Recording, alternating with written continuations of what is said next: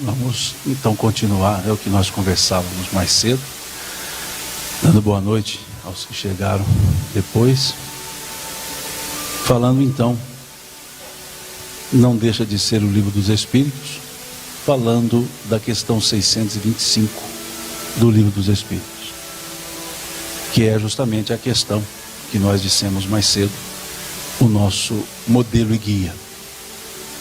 Kardec faz essa pergunta aos espíritos para buscar uma resposta de referência.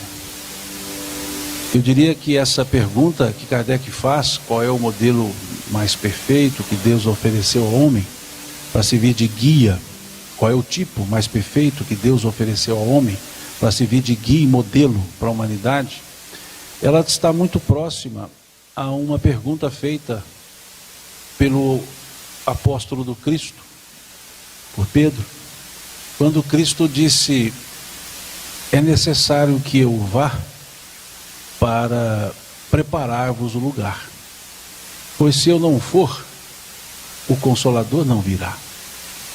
E Pedro diz: se tu fores, com quem ficaremos? Pois se só tu tens as palavras de vida, se só tu tens as palavras de vida eterna, com quem ficaremos? Essa foi a pergunta feita. Se tu fores, com quem ficaremos? Então, quando Kardec pergunta qual é o tipo mais perfeito que Deus ofereceu ao homem para servir de guia e modelo para a humanidade, os espíritos responderam ao Pedro, dizendo: Jesus. Mas que Jesus? O Jesus que o próprio Pedro revelou. Se olharmos o capítulo 16 do Evangelho de Mateus, nós teremos que Jesus reuniu seus discípulos e saiu de Cafarnaum e caminhou com seus discípulos até a cidade de Cesareia de Filipe, uma cidade ao norte de Cafarnaum, e se chamava Cesareia porque foi erigida em homenagem a César e erigida por Filipe. Então ela passou a ser conhecida como Cesareia de Filipe, para distinguir da Cesareia Marítima, que ficava às margens do mar, do Mediterrâneo. E essa cidade foi erigida a César, e ela foi erigida de uma forma que a tornou muito bonita. E uma cidade localizada em altitude mais elevada, o que fazia dela uma cidade de clima ameno, de clima sereno. E uma cidade com lagos, e essa brisa amena, ela era convidativa para as pessoas passarem certo tempo. E Jesus sai de Cafarnaum e vai caminhando com seus discípulos até Cesareia, num período mais ou menos 2 anos após o seu início de pregação.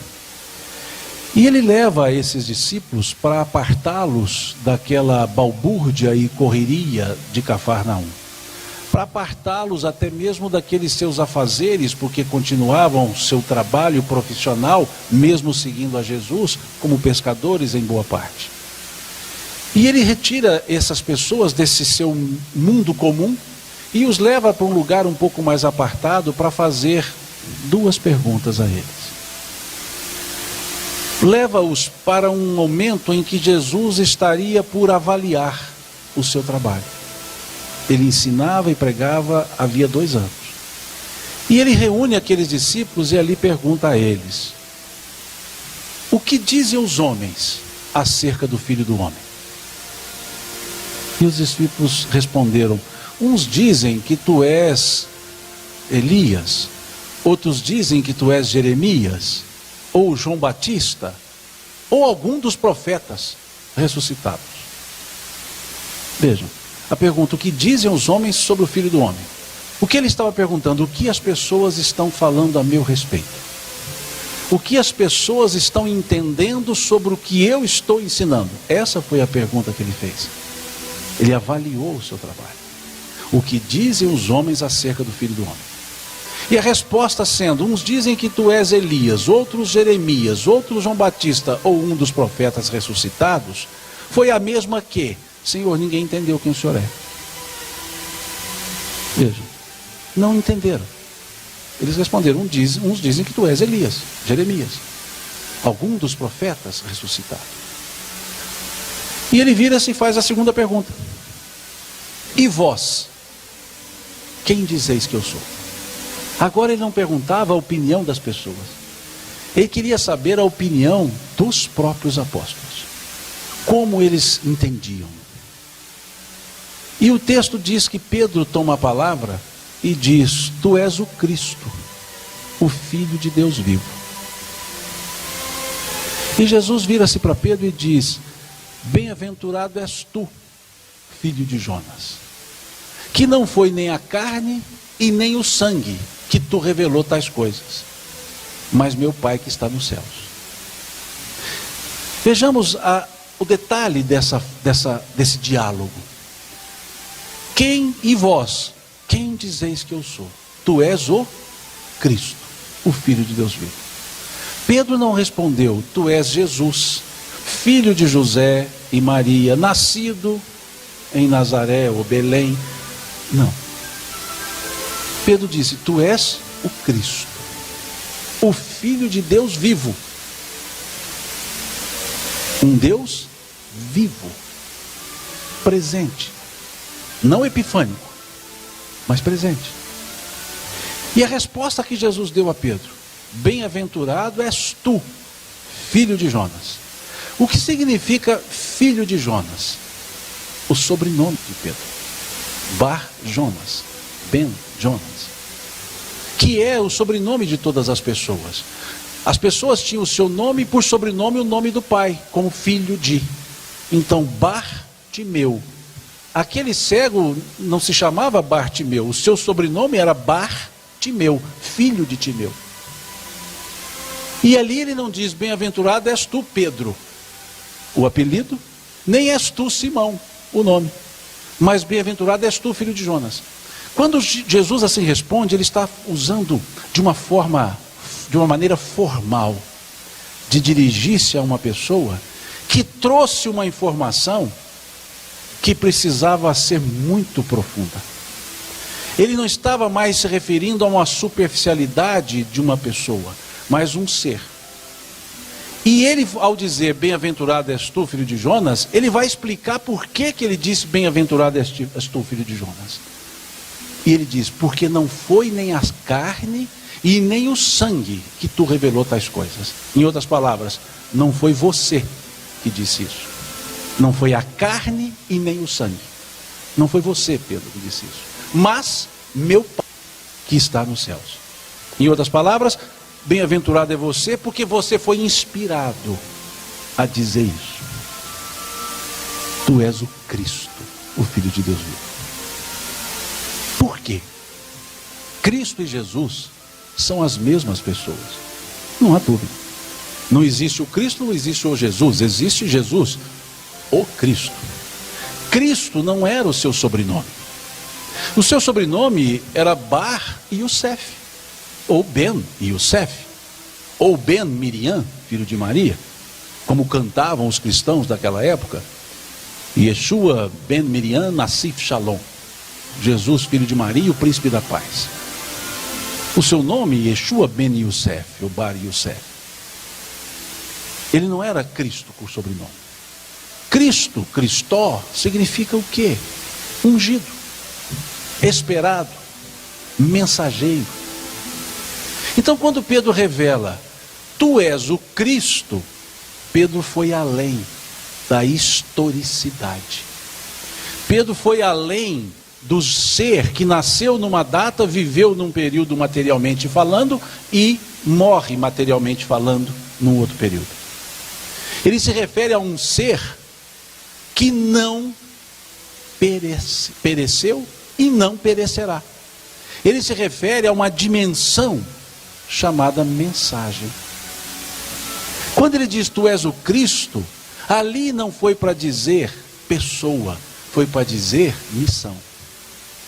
E quando então Pedro em outro momento perguntou com quem ficaremos, pois só tu tens as palavras de vida eterna, ficaremos com as palavras, que é o Cristo, que é o mensageiro. Esse não nasceu em uma data, esse depende. Quando Jesus nasceu, não se sabe. Sabe-se quando não nasceu, ou seja, que não foi 25 de dezembro, é claro que não foi. Mas quando foi, não se sabe. Por que não se sabe? Porque não se tem essa data. E por que não pode ser 25 de dezembro? Porque era inverno. E no inverno, lá, os pastores não estariam dormindo ao relento. Porque é um período em que não se viaja. Então não é. E não é por quê? Porque é sabido que no século III foi trazida a data 25 de dezembro, aproveitando os festejos em homenagem ao deus Mitra, o sol, da Persa Aquemênida. E era uma festa popular, em que se inaugurava, que se valorizava o sol, porque 25 de dezembro é o solstício de inverno, quando as noites ficam maiores do que o dia, e perde-se a luz. Então comemorava-se o nascimento de Mitra, o deus Mitra, desculpe-me, para dizer que embora a noite chegasse, o sol sempre apareceria. E aí traz a ideia do Cristo, de Jesus naquele nascimento, como se fosse a luz chegando no mundo. Então daria muito certo para o 25 de dezembro, o solstício, em que a noite se faria maior do que o dia, mas a luz do mundo nunca apagaria. Então nasceria a luz do mundo. Por isso foi 25 de dezembro. Quando falamos isso, estamos falando daquilo que Pedro não falou. Jesus, o homem, o ser. Mas se nós olharmos a descrição do nascimento feita por Lucas, nós veremos que ele fala não mais do homem, o ser, mas fala do Cristo mensageiro. Numa simples frase dita pelos anjos aos pastores que dormiam ao relento: eis que vos trago novas de grandes alegrias, pois hoje, na cidade de Davi, vos nasceu o Salvador, Jesus o Senhor. Onde está ali o elemento que mostraria que esse ser que estava nascendo, ou que nasceu, tinha algo diferente, que seria muito mais do que a humanidade, que seria muito mais do que a pessoa? O verbo nascer é um verbo intransitivo. É um verbo que, quando se conjuga, não se coloca complemento, não se explica. Quando eu digo Simão nasceu, acabou, já nasceu. Diferente dos verbos intransitivos, que para serem entendidos precisam de complementos. Eu gosto, alguém vai dizer de que ou de quem? Porque quem gosta, gosta de alguma coisa ou de alguém. Agora quem nasce, nasce. E quando contaram o meu nascimento, o nascimento de vocês, com certeza disseram: Simão nasceu, você nasceu. Mas quando os pastores ouviram, os anjos contaram o nascimento de uma outra forma. Disseram: vos nasceu. A única pessoa que não nasceu para si, nasceu para os outros. Vos nasceu. Eis que hoje na cidade de Davi, vos nasceu. Nasceu para vós. E aí já fala então daquele ser que não morreria. Daquele ser que, se nasceu para as pessoas, ficará sempre com as pessoas. E que ser é esse? Jesus. Mas em que dimensão? Crística. Ou seja, os seus ensinos. Esse ser, ele nasceu para Pedro lá nas margens do mar da Galileia, quando convida a Pedro a segui-lo. Para André, da mesma forma. Ele nasceu para Levi, quando encontrou Levi lá coletando impostos e o chamou para segui-lo. Ele nasceu para João, quando o convidou a segui-lo, para Bartolomeu, para Natanael. Para cada um ele nasceu numa data diferente. Porque foi a data em que encontraram aquelas palavras de vida eterna. Esse ser é o ser que Pedro revelou. Tu és o Cristo, o Filho de Deus vivo. A ideia era justamente dizer que esse ser, ele veio com um propósito: soerguer as pessoas através dos seus ensinos, através da mensagem. Não faço a minha vontade, dizia ele, mas a vontade daquele que me enviou. O Filho de Deus vivo. E ele diz a Pedro: não foi você, Pedro, porque isso é muito maior do que você. E na mesma passagem, Pedro já dá outra demonstração. Quando Jesus então recebe essas respostas, o evangelista então escreve: a partir de então, começou Jesus a mostrar aos seus discípulos que convinha ir a Jerusalém, padecer dos anciãos, ser morto e ressuscitar ao terceiro dia. Veja, a partir de então, a partir daquelas respostas das pessoas que não entendiam, ele então entendeu que precisava ter outro tipo de atitude. E a atitude seria a imolação.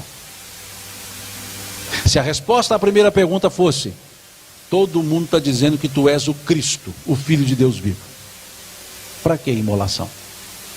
Tinha cumprido o seu trabalho, vou aproveitar mais um tempinho. E ia passear pelo mundo.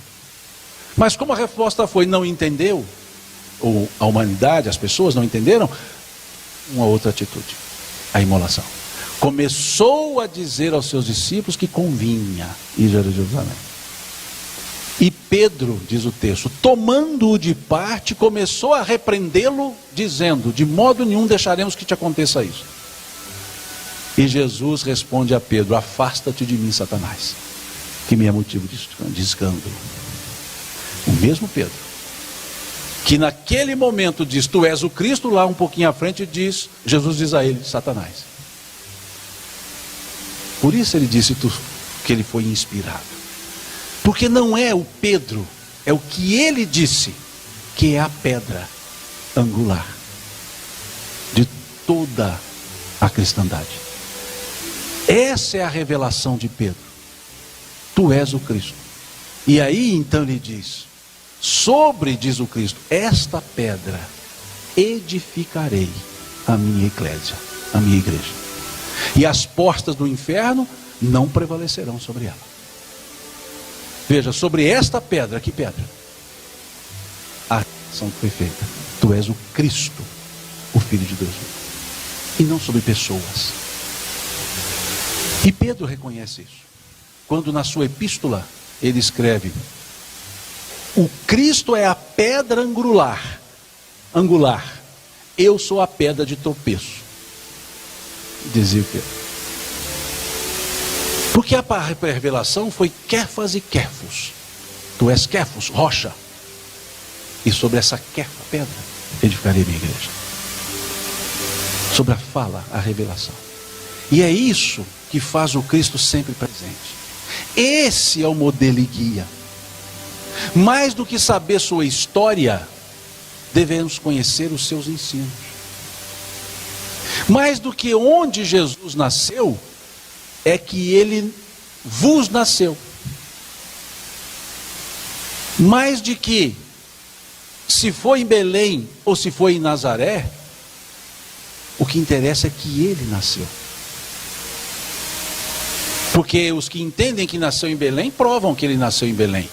A exegese que entende que nasceu em Nazaré, prova que ele nasceu em Nazaré. Se ele tinha irmãos ou não tinha irmãos, o importante é que ele nasceu, cresceu e ensinou. Tudo no momento certo. Importante perceber que João Batista entendeu essa dimensão. Quando disse aqui mais cedo, quando João Batista disse: é necessário que ele cresça e eu me diminua. Por que João disse isso? Porque João era confundido com o próprio Cristo. Tu és o Cristo? Perguntavam a João. Ele dizia: não. Quem sois vós? A voz que clama no deserto. Preparai vossos caminhos. O machado está colocado na raiz das árvores. Veja, na raiz das árvores, não nos troncos. O que Jesus traria era radical, era na raiz. Depois de mim virá aquele do qual não serei capaz de desatar sequer as suas alparcas, as suas sandálias. Batizo com água, mas aquele que virá após mim batizará com fogo, purificador. E quando aquele que veio após ele chega a ele, ele diz: é necessário que ele cresça e eu me diminua. João entendeu, esse valor é maior do que eu. Se eu continuar, vamos concorrer, e eu vou tirar o foco que é ele. Ele reconheceu então que agora era a hora de parar. E Jesus só começa depois que o João para. E sabendo Jesus que João estava preso, começou a pregar, dizendo: arrependei-vos e fazeis penitência, pois o reino de Deus está próximo. Veja, João é preso, dali ele é decapitado, e Jesus começa a pregar depois da prisão de João. Tudo na hora certa, tudo correto. E é nesse momento que o Cristo nos chega. É o momento que Jesus começa a ensinar. Ele começa a pregar. Eu não vim destruir a lei, disse ele, mas dar-lhe o seu verdadeiro cumprimento. E é isso que nós buscamos no Cristo, no cristianismo. É isso que representa a palavra Jesus na resposta da questão 625. Aquele que é o elemento imperecível, o ensinamento. Um ser que veio para cuidar das pessoas, para elevar as pessoas, para mostrá-las a realidade da vida que era maior do que aquela realidade vivida e entendida. Um ser que veio para dizer que há outro mundo, que ele precisava ir primeiro para preparar o lugar. Um ser que nos trouxe ensinamentos de bom ânimo. Um ser que nos fala da amorosidade, da afetuosidade. Um ser cujo nascimento é envolvido por diversos símbolos. Da fala do anjo, ou dos anjos, aspas, anjos, dizendo: vos nasceu, mostrando que esse ser teria vida para os outros. Ao simbolismo de ser alimento, nascendo numa manjedoura, local de alimentação para os animais, e ele se auto-intitular o pão da vida. Um ser reconhecido como um rei ao receber um ouro, um ser reconhecido como um sagrado ao receber um incenso, e um ser que muito lutaria ao receber a mirra, que era o perfume utilizado para fazer as últimas encomendações fúnebres. Tudo no seu nascimento. Um ser para aqueles que tinham olhos de entendê-lo como o Senhor da vida, como Simeão, que o recebe no templo, e quando o recebe, fita os olhos e diz: posso agora morrer, pois meus olhos viram a salvação. Esse é o Cristo, que não se ocupava de coisas menores do dia a dia, coisas menores dos ressentimentos. Um ser que queria enxergar sempre o além e mostrar para as pessoas esse além. Um ser que não queria apartar ninguém do seu viver, mas queria mostrar uma outra forma de viver. Um ser que convivia com as pessoas, fossem elas boas, não boas. Um ser que não se colocava acima das outras pessoas, embora o fosse. Um ser que abdicava do seu tempo para cuidar do tempo dos outros, como vemos na passagem do centurião, em que diz que Jesus estava sentado à sombra, em outras palavras, descansando do sol escaldante da Palestina, de Israel. Sentado à sombra, e lhe chega um centurião, dizendo: Senhor, meu servo está doente em casa. E Jesus lhe responde: vamos até sua casa. Em outras palavras, não vou me descansar, porque alguém está precisando de mim. Vamos até sua casa. Ele não diz: espere um pouco até eu me descansar. Ele não diz: busque o seu servo. Ele diz: vamos até sua casa. Mostrando-nos que quem quer ajudar não cria condições, vai onde precisa. E quando ele assim o diz, o centurião lhe diz: não, senhor, eu não sou digno de que entres em minha casa. Eu sou comandante, e se dou ordens aos meus, eles cumprem, estando eu perto ou longe deles. O Senhor, tu tens os teus exércitos, dize uma só palavra daqui, e meu servo será curado. E Jesus vira-se para ele, esse centurião, e diz: grande é a tua fé, vai que teu servo está curado. E depois Jesus reconhece naquele centurião um romano, mal visto, malquisto pelas pessoas. Ele vira-se para os discípulos e diz: em toda a minha andança por Israel, jamais vi tamanha demonstração de fé como a desse homem, que simplesmente pensou: eu que não sou nada, dou ordem, todo mundo cumpre. Imagina ele, se deu uma ordem daqui. Ele mostra o reconhecimento, independentemente da nacionalidade. Um ser que sempre estava disposto, que não criava nenhuma acepção de pessoas, nenhuma separação de pessoas, de tal forma que as pessoas disseram: mas tu comes com os publicanos, tu vais à casa de publicanos, tu andas com as mulheres proscritas.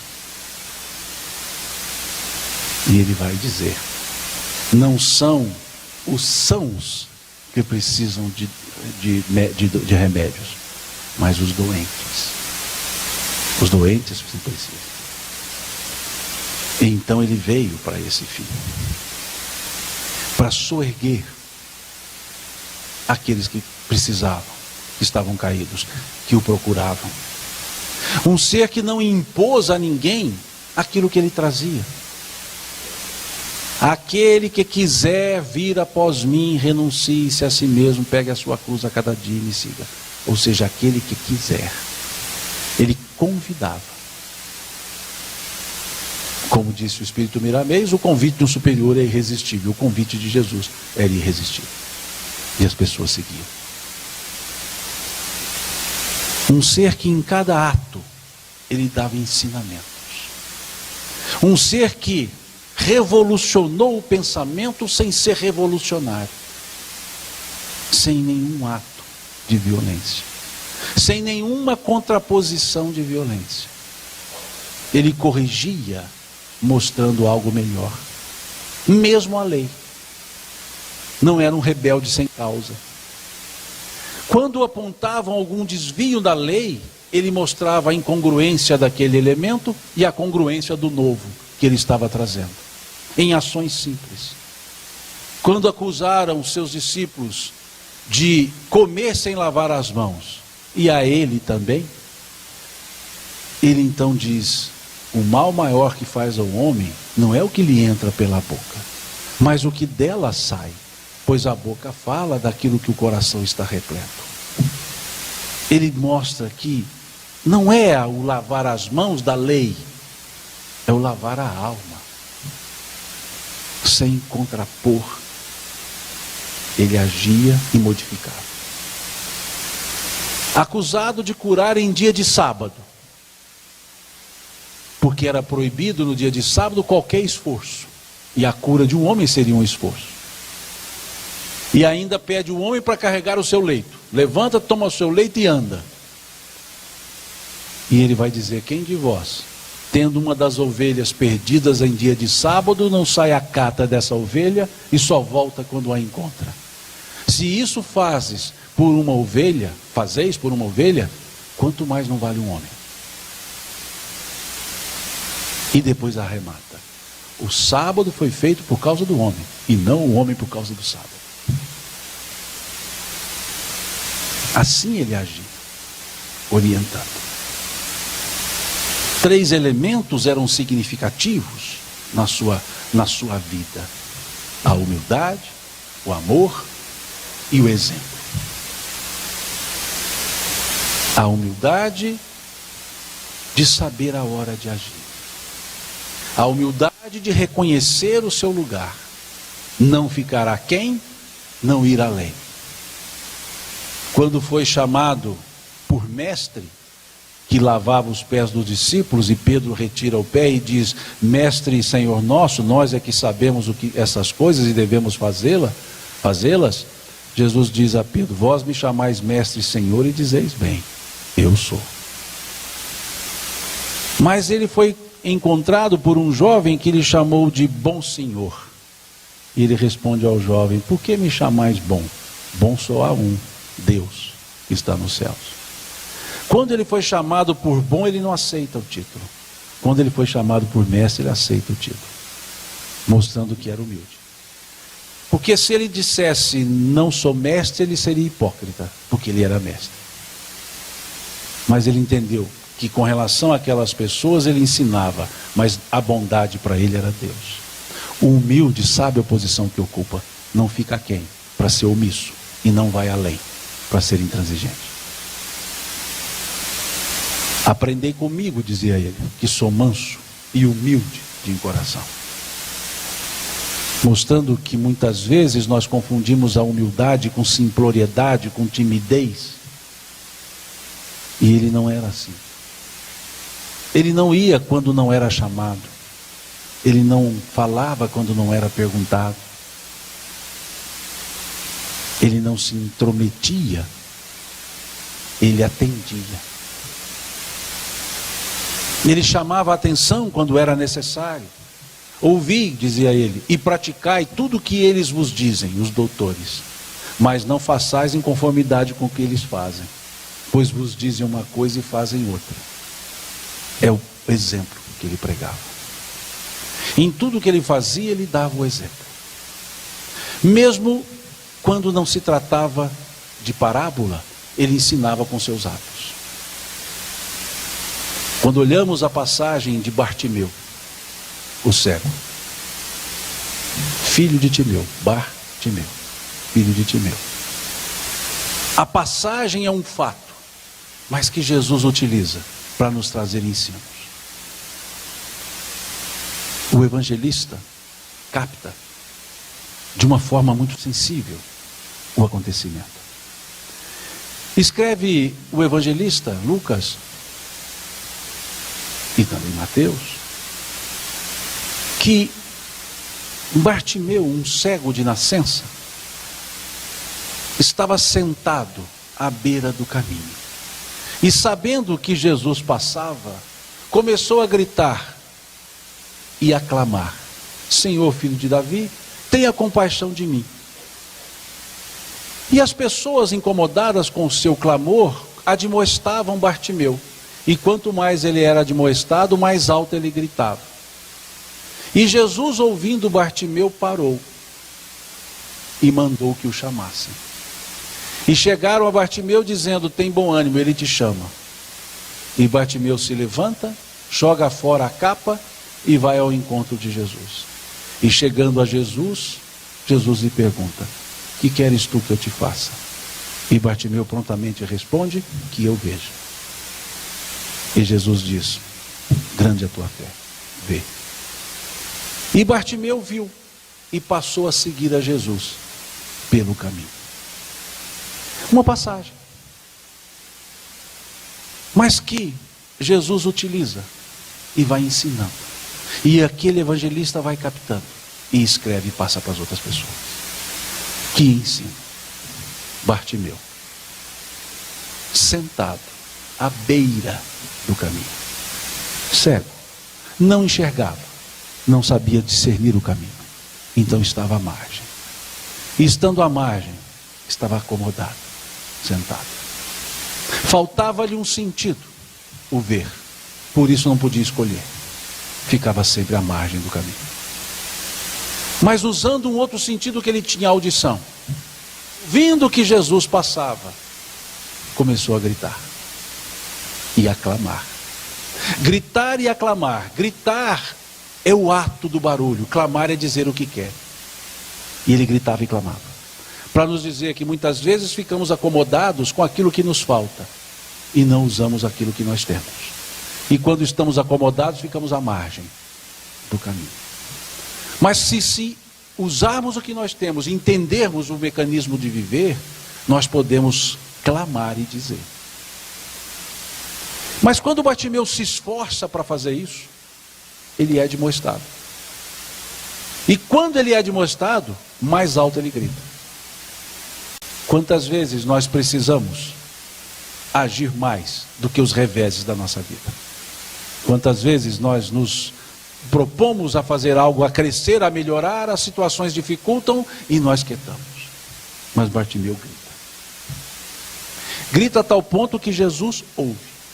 Jesus simboliza a vida. É como se disséssemos que a vida nos ouve quando nós nos mostramos para ela. E Bartimeu consegue um feito. Jesus significa a vida e a vida é sempre um movimento. A vida não é estática. A vida não para. E quando Jesus grita, diz o evangelista, e Jesus ouvindo, parou. Forte o seu clamor. Ele consegue fazer Jesus parar. Mas Jesus não vai até ele. Jesus manda chamá-lo. Porque a vida não nos vem, a vida nos manda recado. Basta nos entendermos. E manda chamá-lo e as pessoas disseram, tem de bom ânimo, Jesus, ele te chama. A vida sempre manda recado, tem de bom ânimo. E ele levanta-se. Sai da acomodação, levanta-se. Joga fora a capa. O que significa a capa? Senão as aparências. Joga fora as aparências. Porque o encontro com o Cristo é de coração para coração. Joga fora a capa e vai ao encontro. E quando chega, recebe uma pergunta. A vida sempre também nos pergunta o que nós queremos. E ele responde, que eu veja. Aquilo que ele precisava, ele sabia o que pedir. Aquilo que ele precisava para discernir. E Jesus diz, vê, ele vê. E diz o evangelista que a partir de então, começou a seguir a Jesus pelo caminho. E começa a passagem, ele sentado à beira do caminho. E termina a passagem pelo caminho. É só uma passagem, mas que Jesus utiliza e dá todos os ensinos que precisa, porque ele era o exemplo de exemplo. Esse é o Cristo.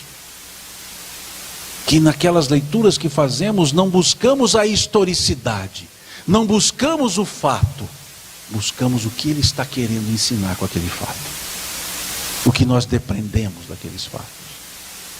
E ele ensinava. Ele ensinava as pessoas a desenvolver a própria fé. Caminhando sobre as águas, apresenta-se aos apóstolos, os apóstolos com medo por se tratar de o termo do evangelho, um fantasma. E Jesus diz, não temais, sou eu. E Pedro diz, manda-me a ti. Ou seja, já que é o Senhor, me manda aí que eu vou. E ele então diz, vem, e Pedro começa a caminhar sobre as águas. E Pedro começa a afundar, porque se tem medo, E Jesus o pega pela mão, levanta e diz: homem de pequena fé. E Pedro se fortalece com Jesus. E num dado momento, Jesus contando do seu tormento, da sua imolação, dizendo que estava para ir para Jerusalém, seria preso, seria açoitado e morto, e um trairia, e aí ficam dizendo: serei eu, serei eu, serei eu. E Pedro diz: nunca te abandonarei, irei contigo onde fores, até a morte. E Jesus vira-se para ele e diz: Pedro, Pedro, os espíritos das trevas querem fazer-te cair, querem fazer-te dobrar, como o vento dobra o trigo. Mas eu orei ao Pai para que a tua fé não desfaleça. E te digo, hoje ainda, antes que o galo cante, negar-me-ás 3 vezes. Ele entendia o limite das pessoas. E Pedro nega. E esse mesmo Pedro, depois de Jesus, já no mundo espiritual, entrando no templo de Formosa, subindo a escadaria com João, um termo do Evangelho, um paralítico, lhe pede uma esmola, e Pedro diz: ouro e prata eu não tenho, mas o que eu tenho eu te dou. Em nome de Jesus, o Nazareno, levanta e anda. E diz o texto: e o homem levantou-se e foi dançando e cantando e louvando a Deus. Jesus sabia que Pedro desenvolveria essa fé, mesmo lá afundando de pequena fé. Ele sabia o final, e entendia as pessoas, e respeitava o tempo das pessoas. Esse mesmo Jesus que foi traído por um, negado por outro e abandonado por mais outros, porque dos 12 que ele escolhe a dedo, um trai, um nega e 9 fogem quando ele é preso. Tudo gente boa. E ele é crucificado.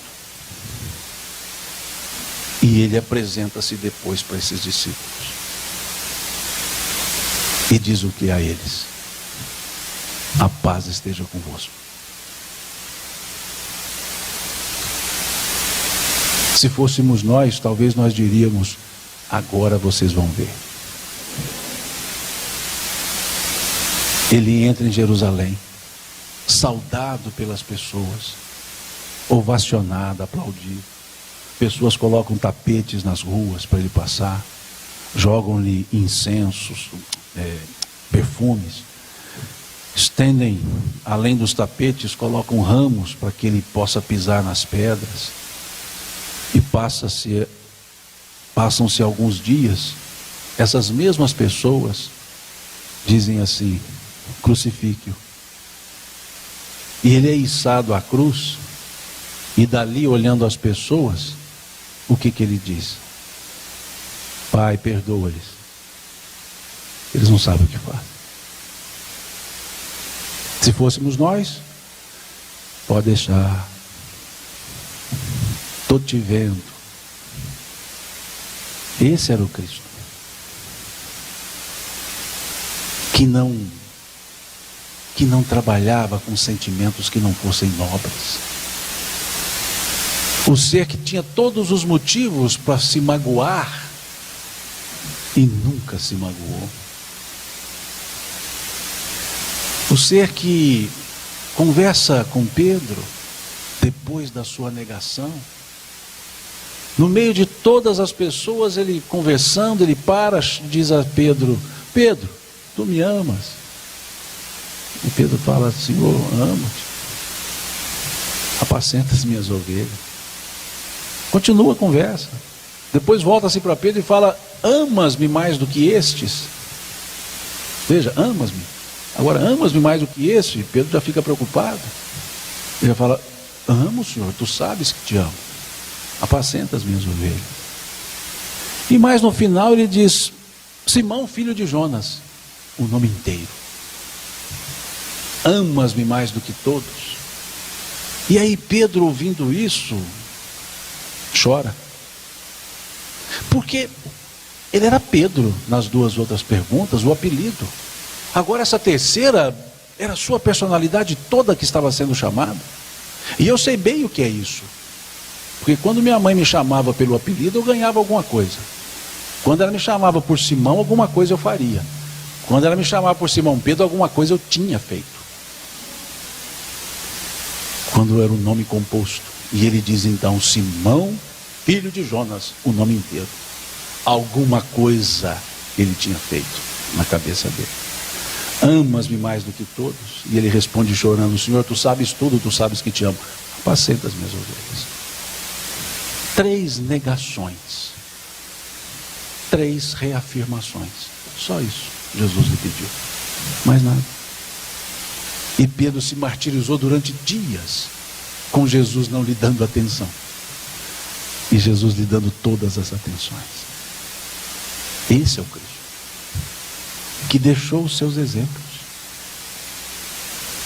O ser que dizia, eu sou o bom pastor, e o bom pastor conhece as suas ovelhas, e as suas ovelhas seguem a sua voz. Eu sou o bom pastor, é o Cristo. A sua voz são seus ensinos, e as ovelhas estamos nós, tentando seguir a sua voz. Eu sou a videira, e o ramo que não está na videira perece. Ele sempre se colocava ali para as pessoas. Um ser que demonstrou o que é amar, não por palavras e nem por atos intencionais, mas por atos naturais. Como naquele momento que a mulher que padecia de uma hemorragia há 12 anos, uma mulher chamada ou hemofílica, ou hemorroísa, ou a mulher do fluxo de sangue, escolha a tradução que quiserem, mas uma mulher que há 12 anos tinha uma hemorragia crônica, que a debilitava, e ela então, sabendo que Jesus passava, disse para si mesma, não conseguirei estar com ele, mas se eu tocar-lhe, eu me curarei. E ela chega e o evangelista percebe, porque o evangelista escreve, e chegando por trás, tocou-lhe a barra da túnica. Esse evangelista percebeu que essa mulher veio por trás e tocou a barra da túnica, que significa que essa mulher estava no chão. Talvez por dificuldade até de locomoção, toca-lhe a barra da túnica. E instantaneamente Jesus diz, para, alguém me tocou. E o discípulo, para variar Pedro, diz, Senhor, como tu dizes alguém me tocou se todos te empurram? Olha a sutileza de Pedro, uma sensibilidade à flor da pele. Como tu dizes alguém me tocou se todos te empurram? E Jesus vira para ele e diz, alguém me tocou, pois de mim saiu virtude, pois de mim saiu poder, em outras traduções. Quem ama não escolhe a quem. Quem ama apenas exala o sentimento que tem. E essa mulher lhe toca, sai amor, sai virtude. E ele sente que sai a virtude. Empurravam, nada saía. Tocou-lhe, sai a virtude. Jesus mostrou-nos que o verbo amar não pode ser um verbo transitivo, como nós damos a ele. Porque nós aprendemos que quem ama, ama alguém. E o amor não é direcionado. O sentimento amar não é transitivo, o sentimento amar é intransitivo. Quem ama, ama. E não é a alguém, é a todos. Isso ele nos ensinou. Até a estrutura verbal ele nos ensina. Ao dizer que amar é uma intransitividade só. Esse era o amor que ele pregava. Que não era de boca. Era por atitudes. Sutis como essa. E outras bem claras. Quando curava as pessoas. Quando soerguia as pessoas. Quando chamava as pessoas. e reserva um tempo para fazer uma oração belíssima, que foi captada pelo evangelista João, e ele a escreve, e está no capítulo 17 do Evangelho de João. O capítulo 17 todo é uma oração só, feita por Jesus. Uma oração que Jesus faz para os seus discípulos, pedindo pelos seus discípulos, pedindo a Deus pelos seus discípulos, para fortalecer os seus discípulos. Nessa oração ele diz: não fostes vós que me escolhestes, eu vos escolhi a vós, e já vos conhecia. Pede a Deus que os proteja, que não os tire do mundo, mas que os fortaleça no mundo. Porque ele dizia: eu vou para a glória do Pai, e quero que eles tenham a glória que eu tive. E vai continuando. E num dado momento Jesus vai além, como se estivesse olhando para agora, como se estivesse olhando para nós aqui agora. Porque lá ele diz: Pai, peço-vos, não somente por esses que agora me ouvem, mas por todos aqueles que no futuro vierem a crer em Ti por causa das minhas palavras. E quem no futuro está, senão nós, que cremos em Deus pela mensagem que o Cristo nos trouxe. E lá no passado ele orou por nós aqui agora, enxergando a humanidade e não só o momento, cuidando daqueles que nem estavam ali naquele momento. Porque hoje somos 7 bilhões. Desses 7 bilhões, 2 bilhões e alguma coisa creem em Jesus. E lá não estavam 2 bilhões de pessoas. Eu digo 2 bilhões, os que se dizem cristãos. 2 bilhões e alguma coisa. E ele pede por essas pessoas, mostrando que ele conhece cada um de nós. Ele sabia que cada um chegaria. E já foi pedindo por cada um para seguir sua vida. Isso é amor. Amor por aqueles que ele nem tinha visto, mas sabia que existiam. E nós só amamos os que nós vemos, enxergamos e tocamos. E os que nos interessam. E os que nos fazem bem. Mas ele foi além. E trouxe um outro sentimento. Talvez mais palpável do que a ideia abstrata do amor. Ele trouxe a amizade. E diz: já não mais vos chamo servos, porque o servo não sabe o que faz o seu senhor. Tenho-vos chamado amigos, pois tudo quanto aprendi do meu Pai vos tenho dado a conhecer. Ou seja, mostrando que a amizade é algo tão amplo e tão nobre, que faz com que as pessoas se levantem e ensinem para as outras tudo o que sabem, nada escondem. Vós sereis meus discípulos se vos amardes. Sereis meus amigos se fizerdes o que vos ensino. Veja, trazendo a amizade como um sentimento nobre, como que o sentimento que sustenta o amor, porque o amor sem amizade é egoísta, cobra. O amor que se sustenta na amizade respeita o tempo de cada um. O ser que ama cobra. Se um ser amado fica tempo sem falar com o outro ser amado e resolve falar, o ser amado diz: por que você está falando comigo somente agora? A amizade diz: que bom que você está falando comigo agora.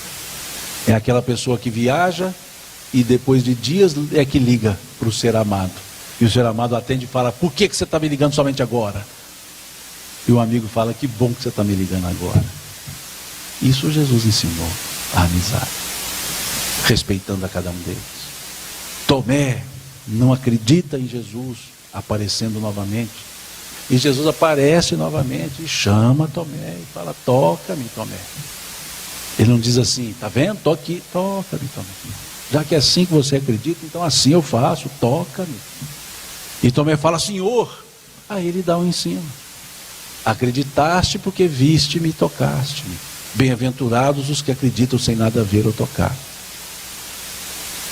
Mas não tripudiou em cima de Tomé, porque Jesus amava e tinha os amigos.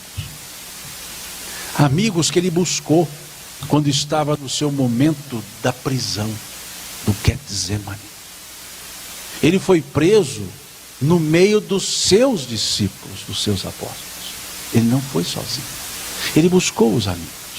E daqueles amigos, 3, ele convida a estar mais próximo dele: João, Pedro e Tiago.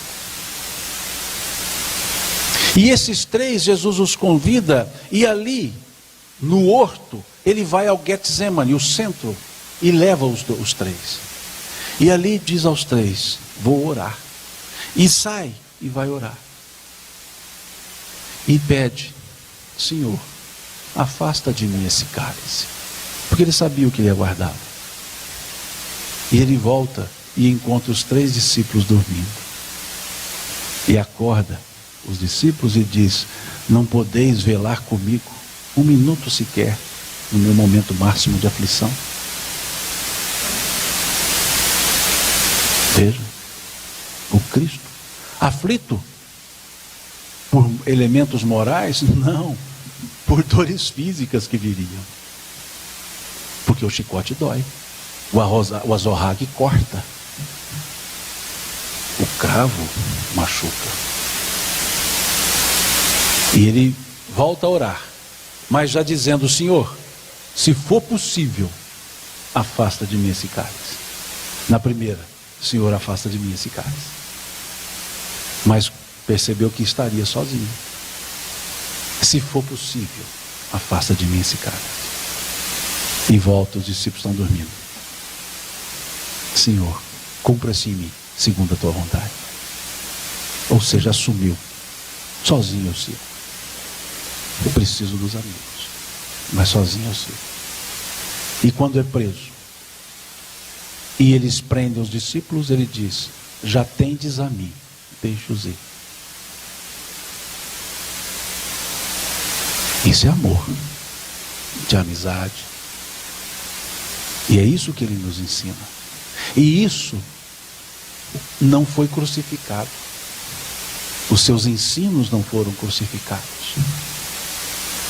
O ser humano encarnado foi crucificado, mas as suas palavras não.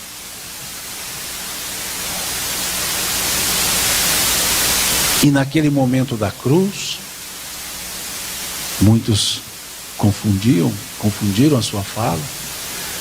Quando ele diz: Eli, Eli, lama sabachthani, meu Deus, por que me desamparaste? Não é nenhum reclame. Esse é um salmo que as pessoas diziam no momento da entrega. Não é abandono, é desamparo.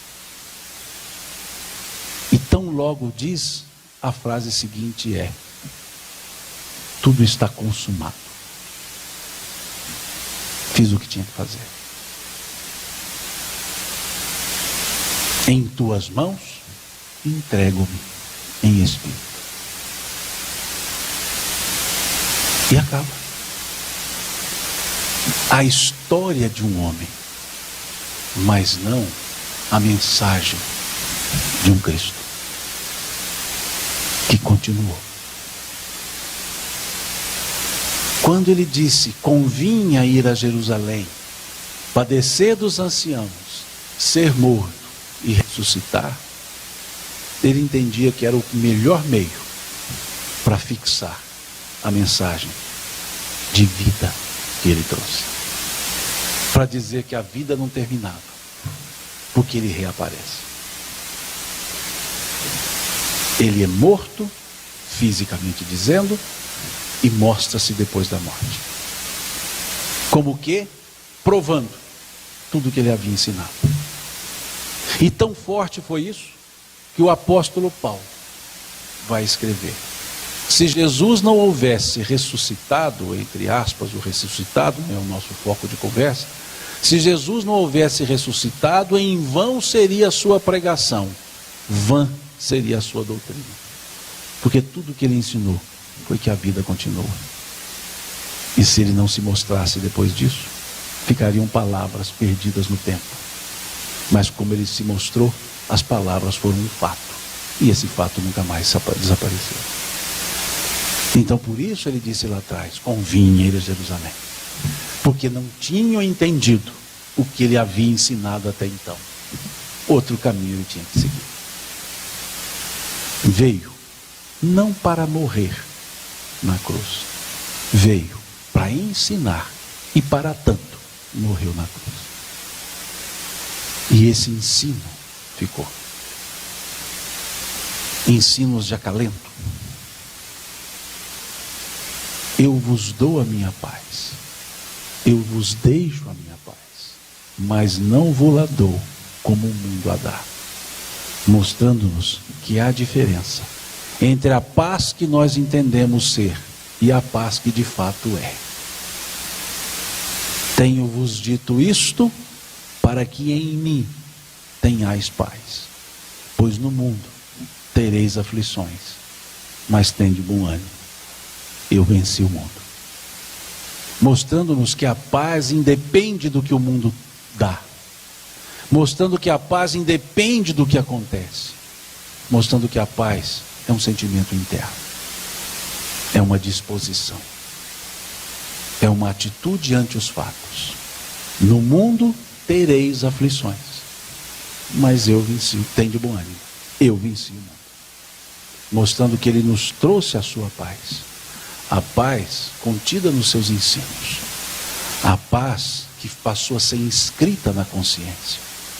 E Emmanuel, com a sua característica de entender as sutilezas dos ensinos do Cristo, no capítulo 136 do livro Fonte Viva, ele vai dizer: a paz decorre da quitação da consciência para com a vida.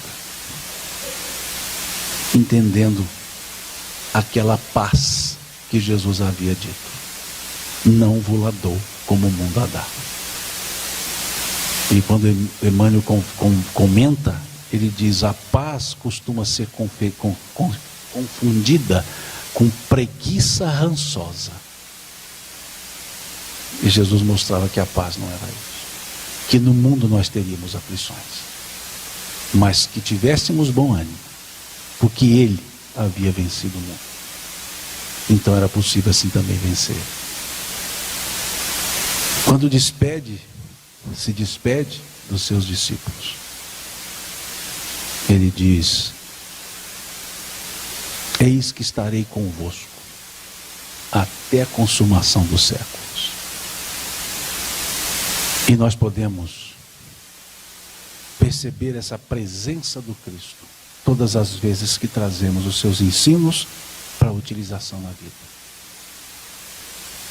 Podemos nos lembrar das passagens, não como fatos históricos, mas como elementos de ensino e bom ânimo para seguirmos o nosso caminho. Como na passagem em que Jesus acalma a tempestade. Não o fato de acalmar a tempestade, não o fato de aplacar os ventos, mas o fato da frase que ele disse quando ele foi acordado pelos discípulos, que, experientes no trato com o mar, tinham medo de naufragar, tamanha tempestade que estava. E Jesus dormia na tempestade. E eles acordam-no dizendo: Senhor, vamos morrer. Uma forma agradável de acordar as pessoas. Senhor, vamos morrer, vamos perecer. E Jesus diz a eles: por que temeis? Não estou aqui convosco? Não estou aqui convosco? Por que temeis? Se ouvimos aquela frase, estarei convosco até a consumação dos séculos, e os séculos não se consomem, em outras palavras, estarei convosco para sempre, por que tememos? Antes as tormentas do mar da vida. Basta que lembremos dessa passagem e ouçamos a sua voz dizendo: por que temeis? Não estou convosco? Não vos deixareis órfãos, dizia ele. E por que temer? Por que se sentir órfão? Se ele disse: não vos deixareis órfãos, voltarei para vós. Esse é o Jesus. Esse é o Cristo. Esse ser é a resposta da questão 625 do Livro dos Espíritos. Qual o tipo perfeito que Deus ofereceu ao homem para servir de guia e modelo para a humanidade? Jesus, o Cristo, Filho de Deus vivo. E esse título não lhe vem por acaso ou por vontade de outros. Esse título, Jesus explica por que ele o tem. Por que ele é chamado Filho de Deus. E onde ele explica isso? Nas bem-aventuranças. Quando coloca a escala das bem-aventuranças. 7 degraus de virtude. Que começa com a humildade e termina lá na pacificação.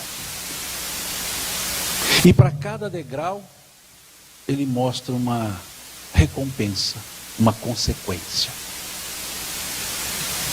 E nesse sermão, ou melhor, nessas bem-aventuranças, são 9, mas 7 são virtudes, e a 8ª e 9ª são as perseguições. Ele diz, como que um ensino de escala, dizendo: se eu quero atingir a virtude 7ª, eu preciso começar pela virtude 1ª. Eu não tenho como chegar ao degrau 7º, se eu não der o primeiro passo no degrau 1, chamado bem-aventurados os pobres pelo Espírito, os humildes.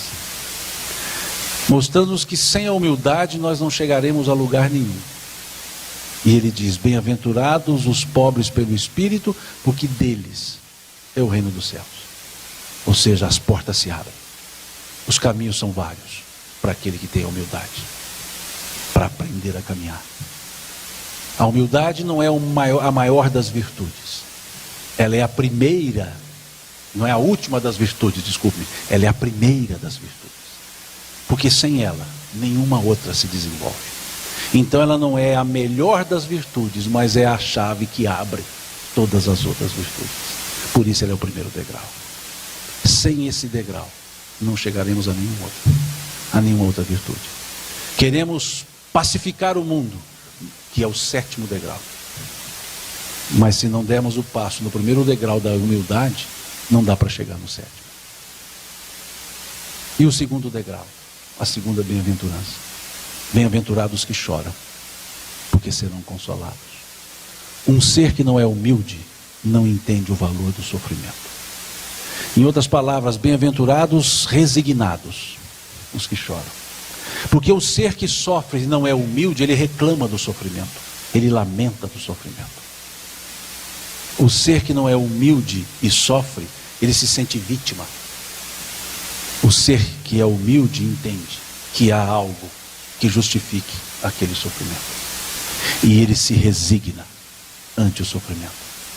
E busca a saída do sofrimento. E não o imputa a Deus. Entende que se sofre, algo foi feito. O sofrimento é consequência. Então é preciso ser humilde para entender o valor do sofrimento. Pois aquele que sofre sem ser humilde, sofrerá sempre. Porque nunca entende como fazer para libertar. Ele não se reclina. Ele não se dobra. ele se mantém implacável para o sofrimento. Não resistais ao mal, dizia Cristo. Então por isso é a segunda. A resignação só surge como virtude naquele coração que primeiro é humilde. O ser resignado é humilde. E uma vez humilde e resignado, bem-aventurados os mansos e pacíficos, porque herdarão a terra. Vejam, para que eu possa ter a mansuetude, eu preciso da humildade e saber o valor do sofrimento e ser resignado. Senão não há mansuetude. Senão não há como ser pacífico. E vejam, terceiro degrau, bem-aventurados os pacíficos. Sétimo degrau, bem-aventurados os pacificadores. Semelhantes, mas não são as mesmas coisas. Para eu ser pacificador, primeiro eu preciso ser pacífico, porque ninguém dá o que não tem. Como levar a paz se eu não tenho a paz? Então primeiro pacífico. E qual é a consequência? Herdarão a terra, que simboliza a paciência, a serenidade. Mas só pode ser sereno aquele que é humilde e resignado. Senão não consegue ser sereno, ele fica acomodado. Por isso é a terceira virtude, precedida por duas outras. E uma vez humilde, resignado e pacífico, bem-aventurados que têm sede e fome de justiça. Porque um ser que clama pela justiça, sem ser humilde, resignado e pacífico, ele é justiceiro e não necessariamente justo. Por isso, na qualificação de atributo de Deus, Deus é soberanamente justo e bom. Porque a justiça sem a resignação, sem a mansuetude, sem a resignação, sem a humildade, ela é vingança. Não há como ter justiça, senão por um coração humilde, resignado e manso. E qual é a consequência da sede e fome de justiça? Serão saciados. E uma vez humilde, resignado, manso, pacífico e justo, o quinto degrau, bem-aventurados misericordiosos, porque alcançarão misericórdia. Sem o senso de justiça não há como ser misericordioso, pois poderá ser tendencioso. A misericórdia surge do coração que é justo. E o coração só é justo porque ele é pacífico. E só é pacífico porque ele é resignado. E só é resignado porque ele é humilde. E uma vez misericordioso, justo, pacífico, resignado, humilde. Bem-aventurados os puros de coração. Não há como ter pureza de coração sem ser misericordioso, sem ser justo, sem ser pacífico, sem ser resignado, sem ser humilde. E qual a consequência? Verão a Deus. Como se vê Deus? Disse o Cristo. Estava nu, vestiste-me. Contando uma parábola. O Senhor reunirá os teus servos e dirá: estava nu e vestiste-me. Tive fome, deste-me de comer. Tive sede, deste-me de beber.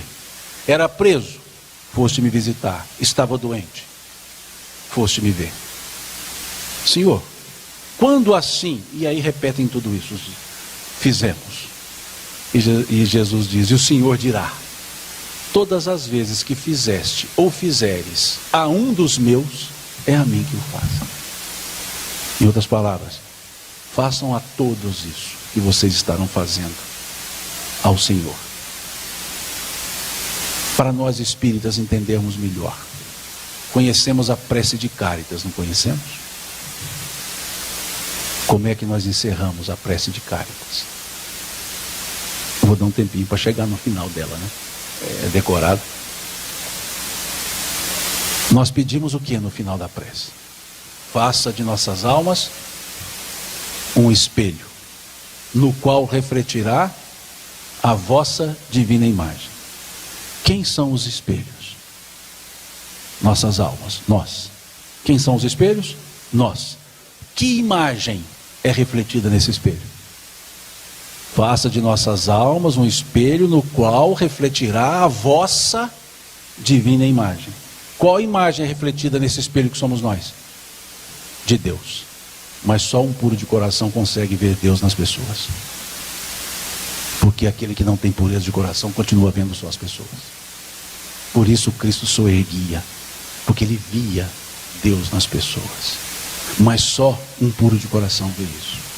E para chegar a ser puro de coração, misericordioso, justo, pacífico, resignado e humilde. Senão não consegue chegar. E uma vez puro de coração, 6º degrau, vai-se para o 7º. E aí entendemos porque Jesus era chamado Filho de Deus. Qual é o 7º? Bem-aventurados os pacificadores, pois serão chamados Filho de Deus. E Jesus pacificava. Por isso ele era o Filho de Deus. Ser pacífico é não devolver o mal. Ser pacificador é devolver com bem. E Jesus devolvia com bem. Por isso ele era pacificador. Porque ele era humilde, era resignado, era pacífico, era justo, era misericordioso, era puro de coração. Por isso era pacificador. E por isso era chamado Filho de Deus. Se quisermos pacificar, o primeiro degrau a subir é da humildade. E é isso que Jesus nos ensinou. E esse é o ser que nós reverenciamos, o ser que nós seguimos, o ser que nós tentamos copiar, e o ser em cujo colo nos aconchegamos.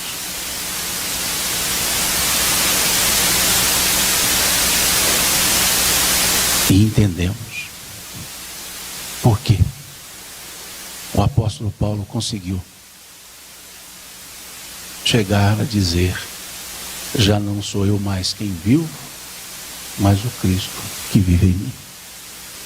Quando ele conseguiu pacificar as pessoas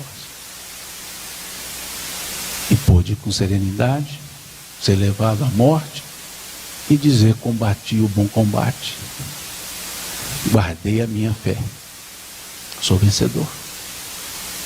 Que então tentemos combater o bom combate, guardar a fé e buscar essa vitória, a vitória sobre nós mesmos, cujo o exemplo que nós tivemos de doação para o mundo foi o Cristo.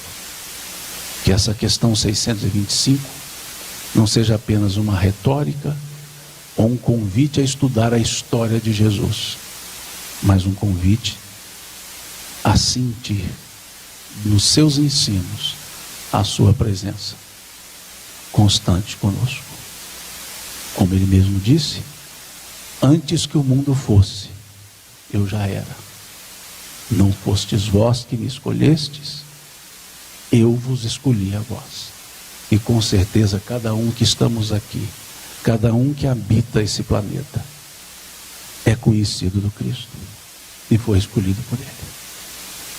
Que a presença do Cristo se faça sempre sentida em nossos corações e que Deus possa sempre nos derramar essas bênçãos e, agradecidos, dizer a Ele: que bom que o Senhor nos ofereceu esse modelo e guia para a humanidade. Que Deus nos abençoe.